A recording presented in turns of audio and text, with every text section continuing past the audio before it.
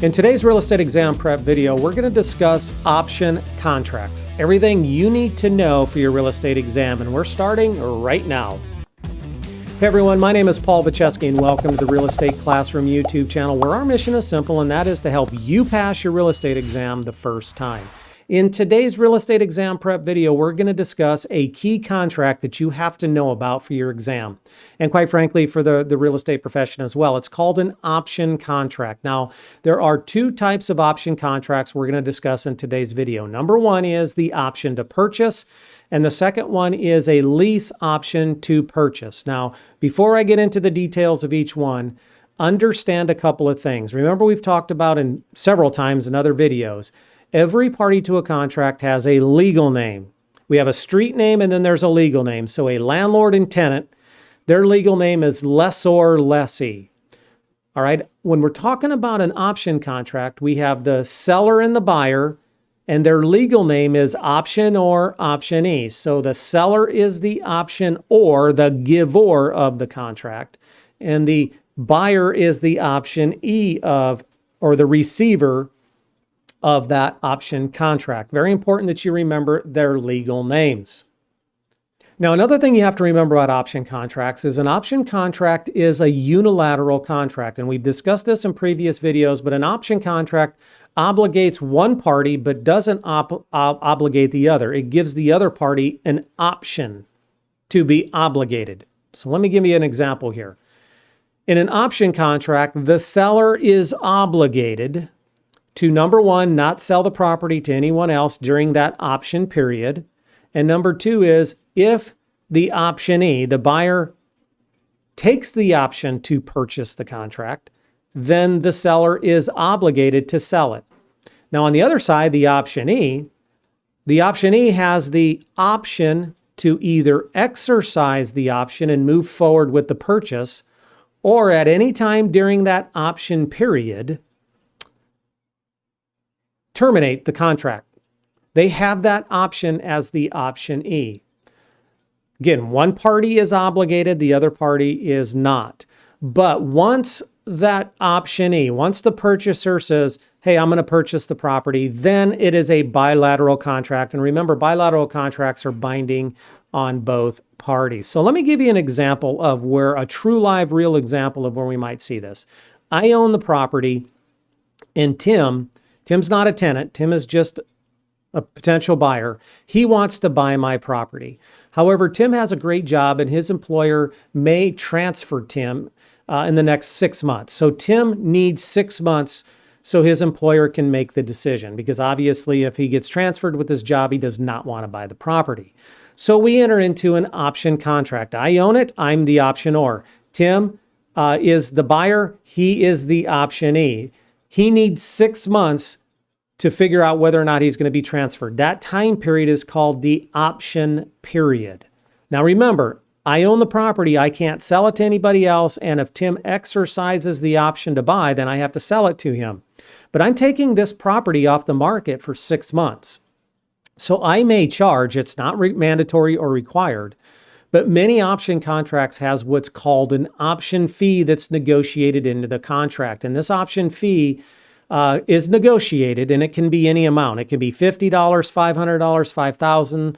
It can be hundreds of thousands. It really just depends on the unique situation. It's called an option fee. Now, sometimes the option fee can be negotiated into the contract that says that Tim is going to pay me $5,000. However, if Tim exercises that contract and moves forward with the purchase, some or all of that $5,000 will be applied to the purchase price. It doesn't have to be, it's just an option that you have to be aware of. The other thing it's important to remember, an option contract does not create equitable interest in the property. So Tim and I enter into an option contract. Tim is the optionee. It does not create an equitable interest for Tim in the property until he exercises the option and moves forward with the purchase. Once he does that, then it is an equitable interest that's created on behalf of Tim in that property. So very important to remember. Okay, the second type of option contract we need to discuss is called a lease option to purchase. Now, a couple of things you have to understand. We've added an additional legal name. So we have the seller and the buyer. And originally, I was the seller, Tim was the buyer. I was the optionor, Tim was the optionee. But we've added a new instrument into this transaction called a lease contract or a lease agreement. Now we have two new additional legal terms we have to be aware of. So I am the lessor, because I'm the owner, and Tim is the lessee. And these run concurrently. Lease option. Legally, they are two separate, distinct legal instruments. Sometimes we combine them into one document, which is fine. However, they're still two separate legal distinct instruments. And the reason that's important is because an option contract is intended to do one thing, the lease agreement is intended to do another, but they are contingent upon one another. So let me run through an actual scenario or a common scenario. Tim, remember, Tim needs 6 months. So let's say Tim needs a year. I'm the owner. Tim is the prospective purchaser, but Tim has credit issues. And we talk to the lender, and the lender says, I'm going to need about a year to clean up Tim's credit. Tim really wants to buy my house. I say, great, let's do a lease option because Tim needs to move into the house because his other house is being sold. So we do a lease option to purchase. So Tim is going to immediately upon signing the documents move in. This is a landlord-tenant relationship. And at the same time, we have that option contract that was signed. So we have these two legal interests that are moving forward concurrently. All right, so Tim rents my property. We have a lease agreement that's put into play, and he's going to pay me monthly rent and act like a tenant, and I'm going to act like a landlord. At the same time, we have this option contract that was signed that guarantees that I won't sell the property to anybody else and that Tim has the right to buy the property or exercise the option over the next 1 year period. That's the option period we agreed to. All right, so there's a couple of things with a lease option to purchase we have to be aware of. Again, the option fee, just like we talked about, is negotiated. It may or may not apply to the final purchase price. That's going to be negotiated. But we have an added component of monthly rent.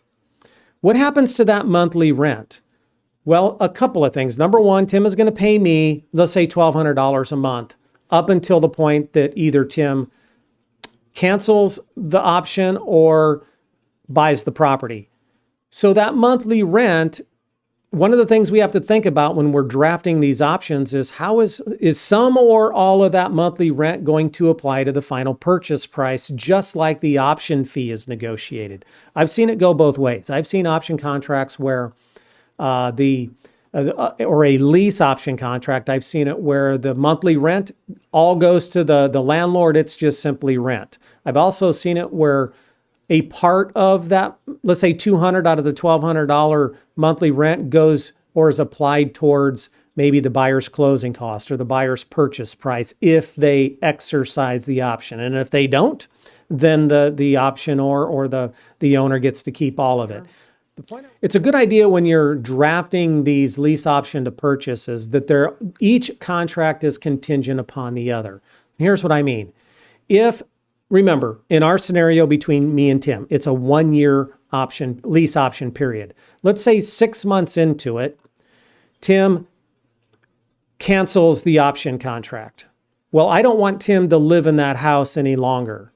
All right, lease option, one is contingent upon the other. So I'm going to write in the document that if Tim fails to exercise the option or the option expires, then the lease contract is automatically terminated. And vice versa. If Tim doesn't pay the rent or I have to evict Tim because he doesn't comply with the lease terms or he abandons the property, then the option contract is automatically terminated. That is so important that you structure these lease option to purchases in that way. Otherwise, you can remedy one, so you can throw Tim out because he didn't pay the rent, but this option contract is still there, and it can create problems for you as you move on past Tim. So anyways, that's the two things you have to know.